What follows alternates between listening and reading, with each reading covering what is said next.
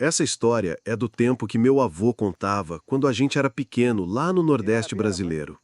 Meu avô, que hoje infelizmente não se encontra entre nós, contava a história de um homem que era muito pobre.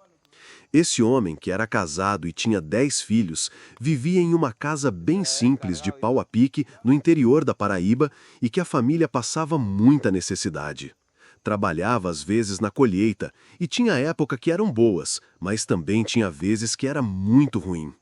Às vezes tinham que remendar roupas com retalhos, aliás, coisa comum nessas regiões do Nordeste, pois não tinham dinheiro nem para comprar roupas novas. Muitas vezes tinham que comer farinha escaldada em água quente com folhinhas de coentro, para não passar fome. Pão era coisa de luxo e geralmente só se comia uma ou duas vezes ao ano. Ele já não aguentava mais ser pobre e passar tanta necessidade. Então ele sempre ia trabalhar reclamando de tudo e que sua vida era uma porcaria, e mesmo se esforçando tanto, nunca tinha nada. Mas teve um dia que ele estava trabalhando alugado, ou seja, na diária, em uma colheita. Quando chegou na hora do almoço, ele foi para baixo de um pé de joá, se sentou embaixo para poder almoçar. Tinha ficado um pouco distante dos outros trabalhadores para comer seu escaldado de farinha com água e uma folhinha de coentro que sua mulher tinha feito. Depois que comeu, se deitou debaixo da árvore com o chapéu cobrindo o rosto, mas sem conseguir dormir. Ficou pensando na vida. Quando de repente apareceu uma mulher na frente dele. Uma mulher bonita, mas com um olhar gelado e firme que fazia qualquer um estremecer. Ela disse: "Você vive reclamando da vida, né, rapaz?" Ele tirou o chapéu dos olhos e respondeu, sem cerimônia: "E tem como não reclamar de uma vida miserável como essa? Eu trabalho o dia inteiro. Hoje mesmo, o patrão trouxe meia cuia de farinha e uma rapadura para dividir entre 11 homens no café. E chega agora, na hora do almoço, olha o que eu comi, um escaldado de farinha com água quente. Isso é vida?" A mulher ficou olhando para ele e falou: "Pois bem, você gosta muito de reclamar da vida, né? Então vou te dar condições para você ficar muito bem de vida." Ele disse: "Aceito não, pois já sei quem você é, e você está querendo que pague com minha alma, né? Se eu quisesse uma coisa assim, já tinha feito, e não vou aceitar esse pacto." Ela respondeu: "Não quero nada seu não, só quero que você cumpra o trato que vai fazer comigo. É um trato e não um pacto. Um trato que você vai ter que cumprir se você estiver de acordo." Ele então fala: "Se você me dizer do que se trata esse trato, eu não quero sua alma e nada seu, homem. O trato é o seguinte: vou te dar o poder da cura. Qualquer doença que aparecer, você vai poder curar." Ele se assustou e perguntou: "Eu falo com quem?" Ela respondeu: "Você fala com a morte. Mas tem uma condição. Toda vez que você chegar na casa de um doente e me ver sentada na cabeceira da cama, esse você não pode tocar. É meu. Agora, se eu não estiver lá, você pode curar, pode até cobrar por isso." O homem pensou, olhou bem para ela, desconfiado, mas acabou dizendo: "Assim é fácil demais, fechado." Como podem ver, não foi um pacto, e sim um trato. Aliás, um trato que pode sair muito caro.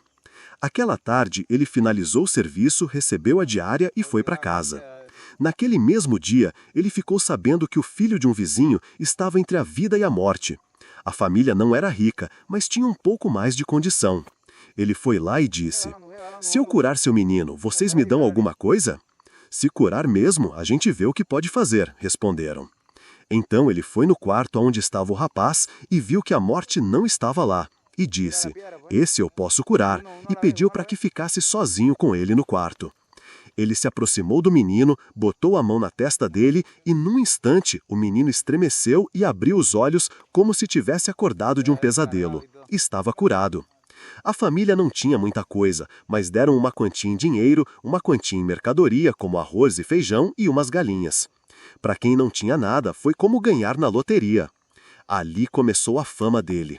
Fulano é curandeiro, fulano é curandeiro, e assim ele começou a ser chamado de canto em canto.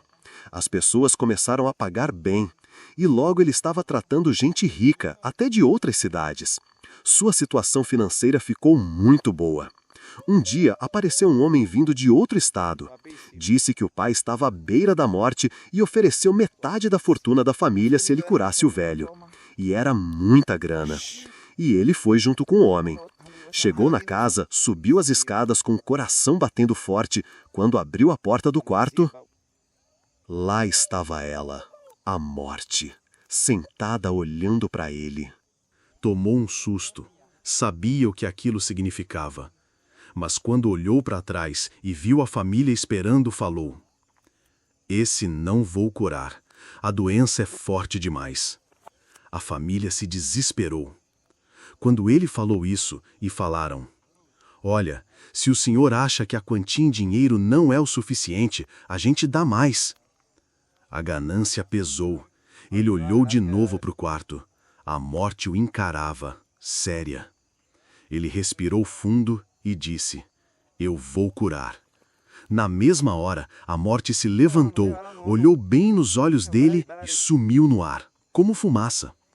Ele foi lá, botou a mão na cabeça do homem e não demorou praticamente nada. O homem já estava bom.